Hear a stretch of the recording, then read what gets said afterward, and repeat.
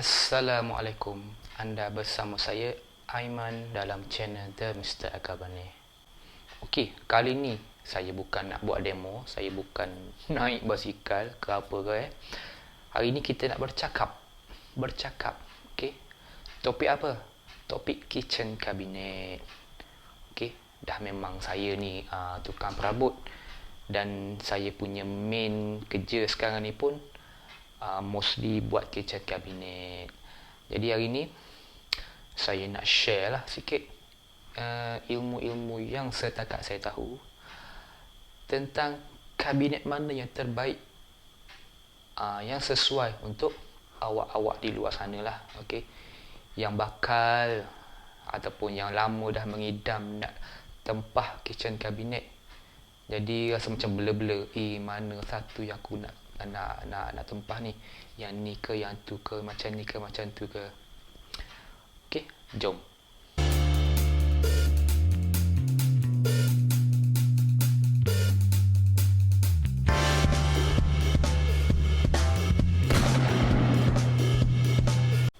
Kalau kita nak cakap pasal kitchen cabinet ni, sebenarnya luas sangat dia punya skop. Okey. Ada kitchen cabinet moden, ada kitchen cabinet tak moden, tradisional lah maksud saya, atau lebih khusus lagi solid nyatuh lah. Okey. Kabinet moden pula ada macam-macam jenis. Ada kabinet moden yang murah, yang mahal, Formica lah, betul, melamin lah, plastik lah, kaca lah. Okay, jadi saya akan cuba go through sedikit yang saya tahu, okay, yang saya buat, okay. Sebab kalau nak cerita semua, saya pun tak boleh nak cakap lah, sebab bukan semua pilihan kabinet dapur yang ada di luar sana tu saya buat. Ada certain yang saya buat, ada certain yang saya tak buat lah, tak sediakan lah. Okay. Dia macam ni lah. Senang cerita, kabinet dapur ni ada dua je kategori. Okay. Kabinet dapur tradisional ataupun kabinet dapur moden. Dua je. Tradisional, kedua moden. Itu saja. Yang pertama yang tradisional. Yang tradisional ni satu sajalah, iaitu kabinet dapur solid nyata. Okay. Yang ni kita senang nak cam lah. Okay. Kalau dulu-dulu yang kayu lah, bahasa mudah dia kabinet dapur kayu, itu tradisional lah. Okay. Dia ada macam-macam berbunga-bunga, dia punya seni tu. Yang dulu memang top lah. Sampai sekarang pun orang masih ada peminat dia, kabinet dapur tradisional ni. Malah kabinet dapur tradisional ni ataupun solid nyata ni semakin mendapat tempat, semakin trending. Okay. Cumanya dia punya design tu disesuaikan dengan gaya terkini lah. Okay. Dengan kalau dulu shellac je, sekarang ni orang dah start main spray, cat, warna putih lah, biru lah, kuning, hijau, macam-macam lah. Okay. Mostly macam yang saya buat, bila masuk saja solid nyata ni, banyak rumah baru lah selalunya, dia akan terarah untuk buat gaya English style. Sebab English style ni dia simple tapi tetap cantik dan terpegun lah kalau kita tengok. Itu satu. Kategori kedua, kabinet dapur moden. Yang moden ni lah yang confuse sikit ni. Dia ada banyak. Okay. Dia ada melamin, dia ada Formica, dia ada 3G, dia ada 4G, dia ada akrilik. Kalau nak kita pergi lagi, ada juga kabinet dapur aluminium, kabinet dapur aluminium gaya pintu tradisional. Macam-macam lah. Kadang-kadang saya tengok pun pening. bagi yang nak memiliki kabinet dapur moden yang versi ekonomi, okey. Kita kata saya nak kabinet dapur moden lah, tapi bajet saya tak adalah banyak sangat. Jadi pilihan terbaik awak ialah kabinet dapur Melamine ataupun Formica. Kabinet dapur Melamine Formica ni pun dah okey dah sebenarnya. Dia dah cantik. Dia dah okey dah. Tahan lasak. Tahan lah kita kata kalau pakai pun dah okey buat. Tak ada problem sangat lah. Okey. Itu yang pertama. Kalau ada bajet lebih sikit, Formica biasa sangat lah. Melamine biasa sangat lah. Naik sikit, boleh ambil kabinet dapur akrilik ataupun 3G. Maksud akrilik ni ialah plastik, okey, plastik yang tahan lasak tu, yang keras tu. Bahasa mudah yang sentiasa saya guna kalau customer tanya, akrilik ni apa? Akrilik ni kalau senang nak faham, plastik plate number kereta awak. Plate number kereta, plastik hitam tu, itulah akrilik. Senang nak faham okey. Itulah akrilik. Okey, kabinet dapur akrilik ataupun kabinet dapur 3G. 3G G ni tu generation okey, generasi ketiga. Apa tu dia punya karakter dia, ada kaca, ada glass. Bila kita tengok tu, wah, cantik finishing dia. Macam tu lah. Okay.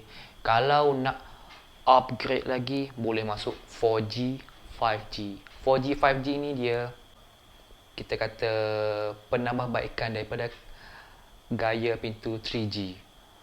Dia punya karakter tu awak boleh tengok video saya yang terdahulu. Saya letakkan link dekat description dekat bawah nanti. Dekat bawah tu, awak boleh tengok description tu. Tekan link dan tonton video tu lah untuk melihat secara jelas one by one jenis pintu kabinet dapur. Jadi macam itulah. Kalau bajet awak tinggi, boleh masuk kabinet 4G, 5G. Dia punya finishing tu memang ibarat sayang nak punya dapur ni. Tak payah masak lah. Tapau kat luar je. Makan nasi bungkus. Macam tu lah ibarat dia. Kalau bajet lebih tinggi lagi, ataupun kita kata customer yang mencari-cari jenis, saya tak nak yang jenis-jenis kayu semua ni, kena air lah, apalah, macam low class lah Okay, fine. Awak boleh ambil kabinet dapur stainless steel. Ada. Ataupun kabinet dapur aluminium. Aluminium terus lah. Aluminium lah selalunya. Stainless steel tu macam macam dapur hotel je. Dapur restoran. Macam tak awal lah. Kabinet dapur aluminium ni, selalunya dia akan pakai aluminium dan digabungkan dengan komposit lah, komposit panel. Kelebihan dia tu, dia penggunaan kayu tu sangat-sangat minimum ataupun hampir tiada lah. So bagi mereka yang rumah yang macam confirm tiap-tiap tahun banjir ke, ataupun memang dia saya memang tak nak lah kayu-kayu ni, ambil kabinet dapur aluminium 100%. Tapi duit kena bersedia lah.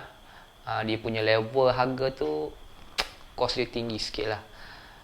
Sikit lah, bukan sikit, banyak sebenarnya.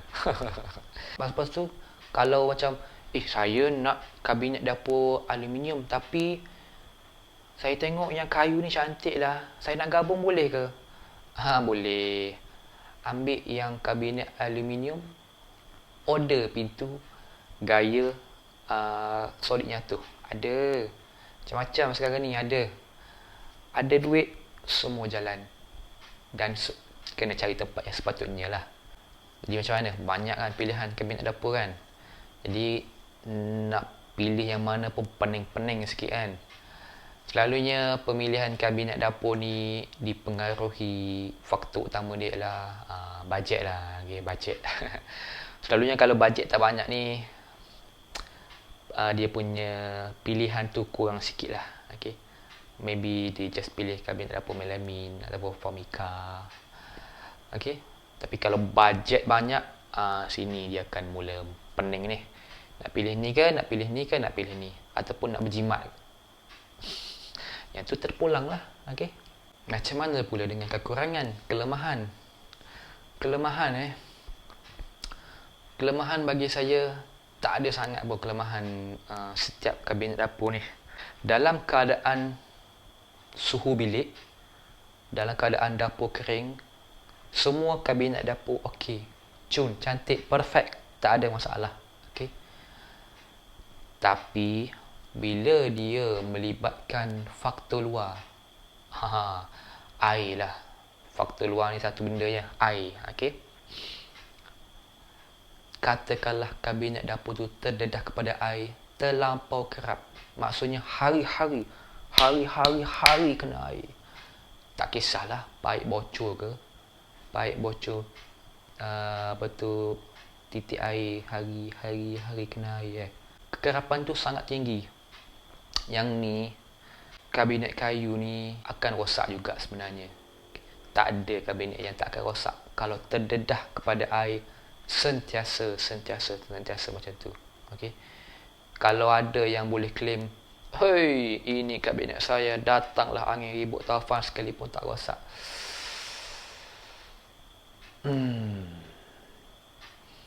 Itu pandangan dia lah. Okay. Saya tak masuk campur. Pandangan saya macam tadilah. Terdedah sentiasa kena air, insya-Allah akan rosak, akan terjejas juga kabinet dapur tu. Okay. Tapi kita fikir logik lah. Okay.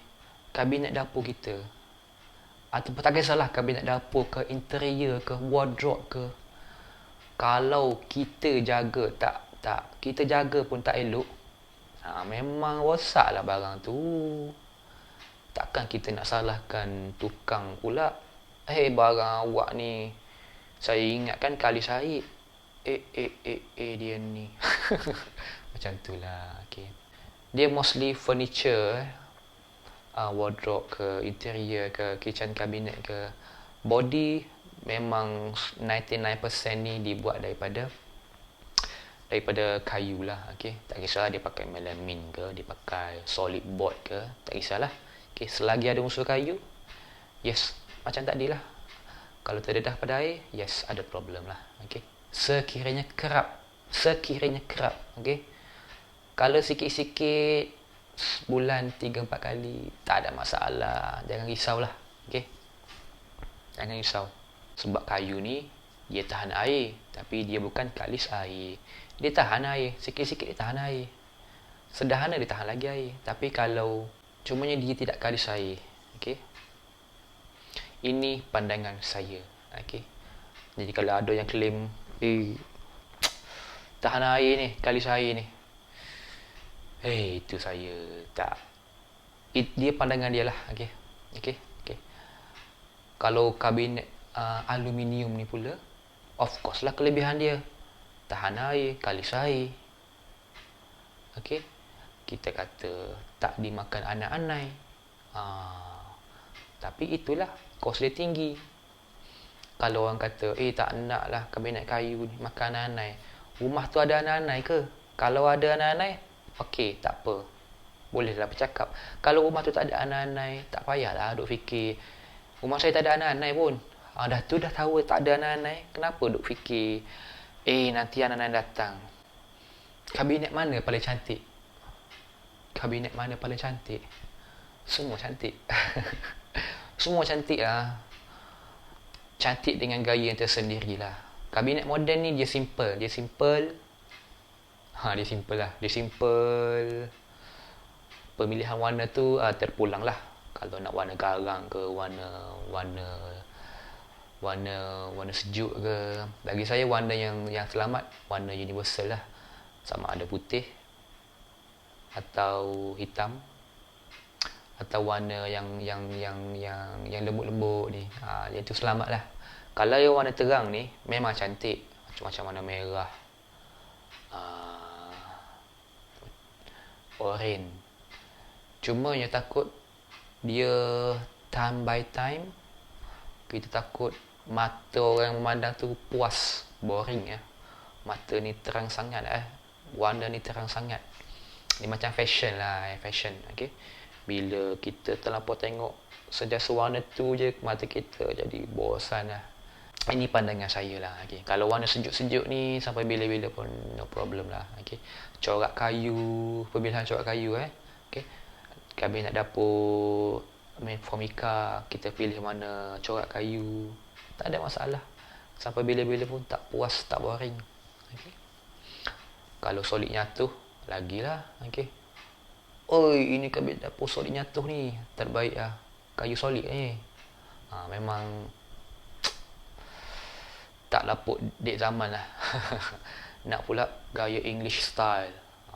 Memang terbaik lah. Memang terbaik. Solid.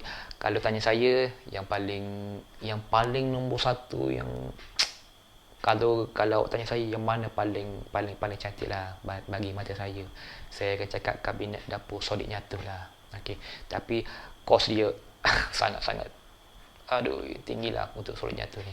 Kabinet dapur 3G, 4G, 5G ni pula pun cantik gila lah sebenarnya.